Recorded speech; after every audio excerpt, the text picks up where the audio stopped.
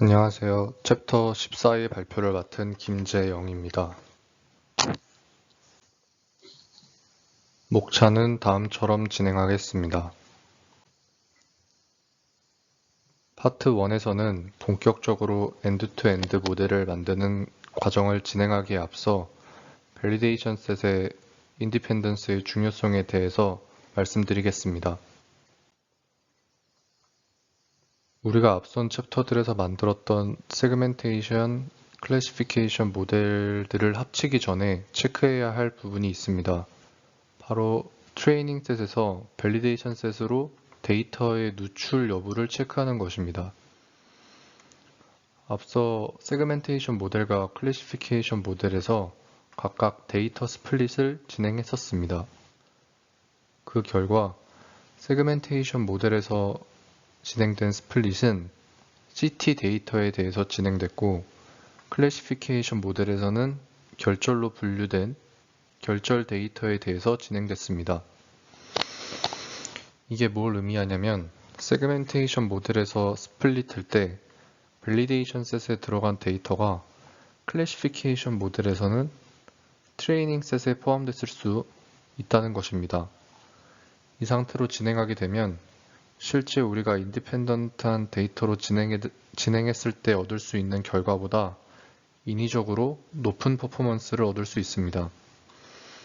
이걸 데이터 누출이라고 부르고 밸리데이션 셋을 분할하는 의미를 무색하게 만듭니다. 이런 데이터 누출을 피하기 위해서 어떻게 해야 하는지 보면 결절 데이터 리스트에 대해서 진행됐던 클래시피케이션 모델의 데이터 스플릿을 CT 스캔 데이터 레벨에서 리워크하고 다시 트레이닝 시키는 과정이 필요합니다. 그래서 챕터 12의 클래시피케이션 모델을 만드는 걸 배울 때 사용했던 데이터셋으로 돌아가서 챕터 13에서 했던 세그멘테이션 모델 부분에 데이터 스플릿 코드를 복사해서 붙여 넣으면 생각보다 간단하게 구현하실 수 있습니다. 다음으로 파트 2에서는 앞 챕터들에서 만든 세그멘테이션, 클래시피케이션 모델을 합쳐서 자동으로 악성 종양을 탐지할 수 있게끔 하는 과정에서 결절 분류 과정까지 언급하겠습니다.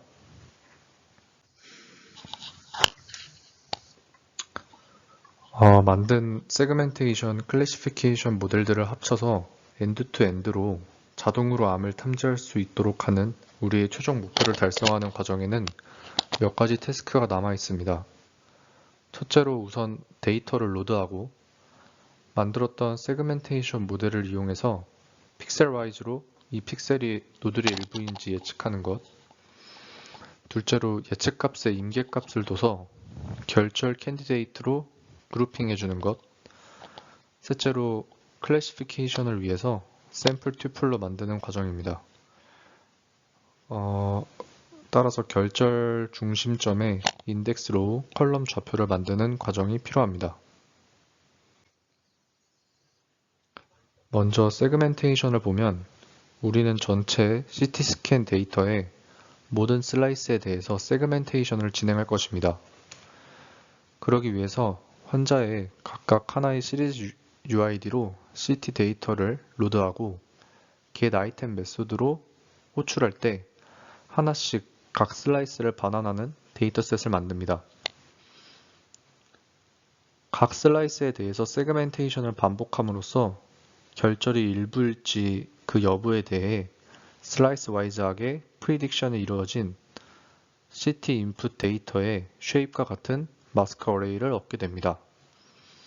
이 예측값에 대해 임의로 스레스홀드를 0.5로 설정해서 결절의 일부인지 아닌지로 바이너리 어레이를 만들게 됩니다.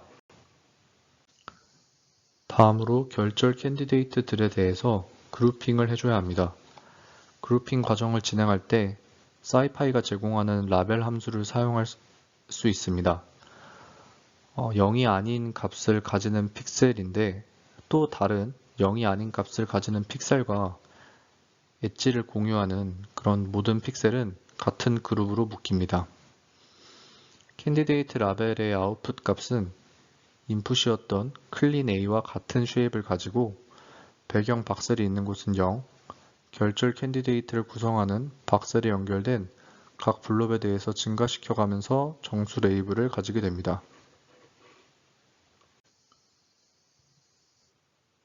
다음으로 결절 캔디데이트의 좌표값을 얻어야 하는데 역시 scipy가 center of mass 함수를 제공합니다. 이 함수에서 박셀별 밀도와 방금 얻은 정수 레이블, 그리고 그중 중심이 계산돼야 되는 레이블의 어레이를 사용합니다. 이 코드에서 신경 쓸 부분은 결절의 질량은 음이 아니어야 하고 우리가 CT 데이터를 전처리하는 과정에서 공기에 해당하는 값들을 마이너스 1000HU로 고정시켰었기 때문에 1001을 더해서 상쇄해주는 과정이 들어간 것을 확인할 수 있습니다. 이렇게 하고 나면 결절의 좌표까지 만드는 과정까지 완료됐습니다. 이 코드를 보면 캔디데이트 인포 리스트에 다음과 같이 first 0.0 시리즈 UID center XYG로 값들을 넣어서 저장해 주었습니다. 시리즈 UID 값과 중심점 좌표 값을 제외하면 앞선 챕터에서 만든 결절 캔디데이트에 대한 데이터를 묶은 캔디데이트 인포 튜플의 형식에 맞춰서 타입에 맞게 임의로 저장을 해준 것 뿐이고 이런 식으로 데이터셋을 만들어 놓고 결절 분류 네트워크를 통과시켜 결절로 분류된 캔디데이트에 대해서만 악성 종양 여부를 분류하는 모델의 인풋으로 넣게 됩니다. 우리의 엔드-투-엔드 프로세스를 보고 지나가게 되면 다음 그림처럼 됩니다. 이 그림에서 이 숫자들은 데이터의 양을 의미합니다. 2의 25승의 박셀 데이터에서 2의 25승의 픽셀 데이터가 날아가고 2의 20승 정도가 남아서 그룹핑 과정을 거치고 이런 식으로 필요 없는 데이터가 걸러지면서 최종적으로 악성, 양성, 종양 분류를 거쳐서는 두 개의 바이너리한 데이터가 나오게 된다 정도로 이해하면 될 것 같습니다. 파트 3에서는 결절로 분류된 대상에 대해 악성 여부를 분류하는 과정까지 진행하겠습니다. 악성, 양성 분류까지 진행하는 부분은 실제로는 CT 스캔에서 결절을 분리해서 보기만 하는 것으로는 부족하고 CT 스캔 외에도 많은 정보를 가지고 추가적인 다른 검사를 통해서 총체적으로 말해야 하는 그런 부분이 있습니다. 그런 만큼 결국 의사가 직접 해야 할 가능성이 높은 업무로 보인다는 부분을 책에서 언급하고 있습니다. 루나 챌린지도 결절 디텍션에 포커스를 맞추고 있고 악성 종양에 대한 부분은 논외로 하고 있습니다. 그래서 우리는 루나 데이터셋에 사용된 CT 스캔 데이터셋의 상위 버전 데이터셋으로 LIDC, IDRI 데이터셋을 사용합니다.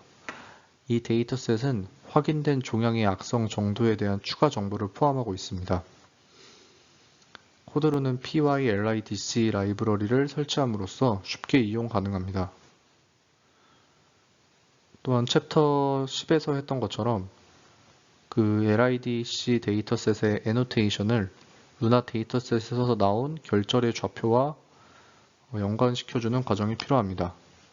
다만 그 과정은 챕터 10에서 했던 것과 매우 유사하므로 넘어가도록 하겠습니다.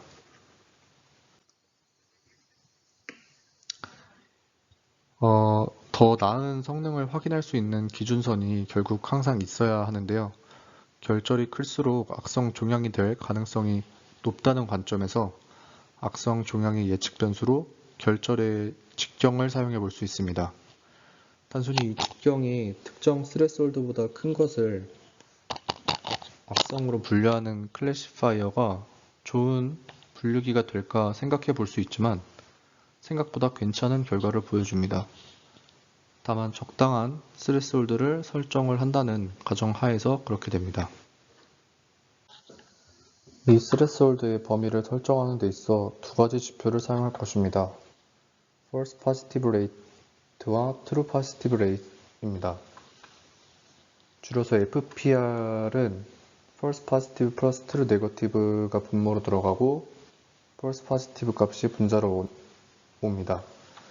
그리고 True Positive Rate은 True Positive 플러스 False Negative가 분모로 들어가고 True Positive가 분자로 오고 우리가 앞서 배웠던 리콜과 같은 값이라고 볼 수 있습니다. 결절 데이터를 보면 3.25mm가 가장 작은 결절의 지름이고 22.78mm가 가장 큰 결절의 지름입니다. 이 사이에서 FPR과 TPR을 각각 X축, Y축으로 그래프를 그리면 ROC 커브를 그릴 수 있습니다. 이 ROC 커브 아래의 영역의 넓이를 AUC라고 부르고 이 값이 0과 1 사이에 있는데 이 값이 그 안에서 높으면 높을수록 모델의 성능이 좋음을 의미합니다. 책에서는 5.42mm와 10.55mm를 이 사이에서 스레스홀드로 설정하였는데 보면 5.42보다 작은 것은 Y축의 TPR만 떨어뜨리고 10.55보다 큰 값은 거의 악성 결절도 양성으로 표시하게 되기 때문에 이 두 값을 그 임계값으로 설정한 것을 알 수 있습니다. 결국 그 가장 좋은 베스트한 스레스홀드는 이 두 값 사이에서 존재하게 될 것입니다. 이제 트랜스퍼 러닝이나 혹은 파인 튜닝을 이용해서 AUC 값을 향상시켜 보겠습니다. 빠르게 결과를 얻거나 혹은 더 적은 데이터로도 결과를 얻는 방법으로 웨이트를 랜덤으로 초기화하지 않고 관련 데이터로 훈련이 되어 있는 네트워크로 시작하는 방법입니다. 트랜스퍼 러닝이라고도 하고 네트워크의 마지막 일부 레이어만 트레이닝 할 경우에는 파인 튜닝이라고 부릅니다. 그림처럼 우리는 모델의 마지막 일부분에 대해서 이렇게 파인 튜닝을 진행하겠습니다. 우선 루나 모델에서 우선 마지막에 리니어 레이어만 웨이트를 초기화하고 다시 훈련하는 그런 방법을 먼저 시도하고 다음에 컨볼루션 레이어의 마지막 레이어도 다시 훈련하는 방법도 시도해 볼 것입니다. 이런 식으로 결국 그 모델의 헤드 부분만 훈련하는 식으로 파인 튜닝을 진행합니다. 우선 마지막 리니어 레이어만 재학습 시켜본 우리 모델을 밸리데이션 셋에 돌려보고 ROC 커브를 그리면 다음 그림과 같습니다. 무작위로 한 것보단 낫지만 기존의 베이스라인 모델보다 안 좋게 나왔습니다. 여기서 오른쪽 그래프는 텐서보드를 통해 우리 학습 과정을 나타낸 그래프인데요. 트레이닝과 밸리데이션 과정에서 AUC는 점점 올라가고 로스는 줄어들고 있지만 다소 높은 수준에서 정체된 것을 확인할 수 있습니다. 여기에는 세 가지 원인이 있을 수 있는데요. 첫째로 결절 클래시피케이션을 위해 모델을 훈련해서 얻은 피처는 이 악성, 양성 분류에는 유용하지 않다. 혹은 우리가 훈련하는 헤드의 용량이 충분히 크지 않다. 아니면 네트워크 자체의 용량이 너무 작다 정도로 세 가지 원인이 있을 수 있습니다. 이럴 때 마지막 컨볼루션 블락도 다시 학습을 시켜서 파인 튜닝을 진행시켜 보면 ROC 커브가 다음처럼 나옵니다. 여기서 파란색 그래프가 기존의 베이스라인 그래프고 초록색 그래프가 마지막 컨볼루션 블락까지 포함을 해서 재학습시킨 경우의 그래프로 AUC 값을 보면 기존의 베이스라인보다 AUC 값이 더 좋게 나온 것을 확인하실 수 있습니다. 파트 4에서는 모델의 성능을 높이기 위해 책에서 추가로 언급한 방법에 대해 간단하게만 말씀드리겠습니다. 파인 튜닝을 사용해서 나름 베이스라인보다는 향상된 모델의 성능을 얻어냈지만 여기서 추가로 성능을 개선하고 싶을 수 있습니다. 그러기 위해서 책에서 소개하는 두 방법을 말씀드리고 발표를 마치도록 하겠습니다. 우리는 앞서 데이터 아규멘테이션이나 얼리스타핑 같은 방법들을 오버피팅을 피하기 위해서 사용을 했지만 오버올 피팅 외에 오버올 컨피던스 역시 문제가 될 여지가 있습니다. 오버올 컨피던스는 딥러닝 모델이 실제로 정답을 맞출 확률보다 자신이 예측한 정확도를 과잉 확신하는 현상으로 예측한 정확도와 실제 정확도의 오차가 발생하는 것입니다. 오버올 컨피던스를 피하기 위한 방법들도 존재하고 그중 하나로 라벨 스무싱이 있습니다.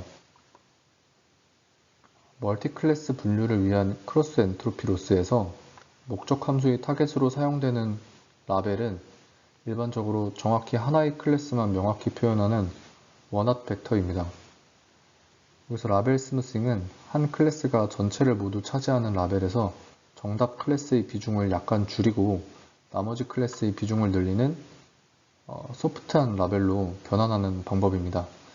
그림을 보시면 라벨 스무싱을 실시한 모델과 그렇지 않은 모델에 대해서 비교를 했을 때 라벨 스무싱을 실시한 모델이 동일한 범주끼리 더 잘 뭉치는 경향을 확인하실 수 있습니다. 또 한 가지 기법은 앙상블 기법입니다. 앙상블 기법은 하나의 모델만 학습시켜 사용하지 않고 여러 모델을 학습시켜서 결합하는 방식으로 문제를 처리합니다. 특히 모델 하나로 원하는 성능을 내기 힘들 때 앙상블 러닝을 사용하면 효과적이고 개별로 학습한 여러 모델을 조합해서 더 좋은 성능의 복합 모델을 만들 수 있습니다.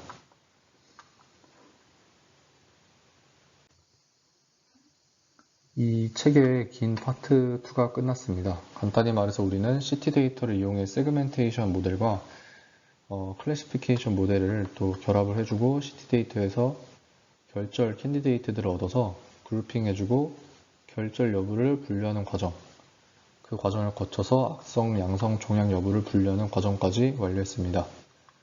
이렇게 CT 데이터를 이용해서 악성, 종양 탐지 모델을 만들어냈지만 사실 실제로 이 모델을 의료 현장에서 사용하기에는 무리가 있다고 합니다.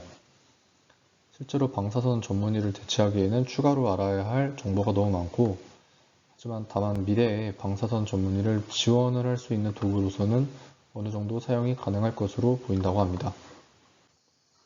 이상으로 발표 마치도록 하겠습니다. 감사합니다.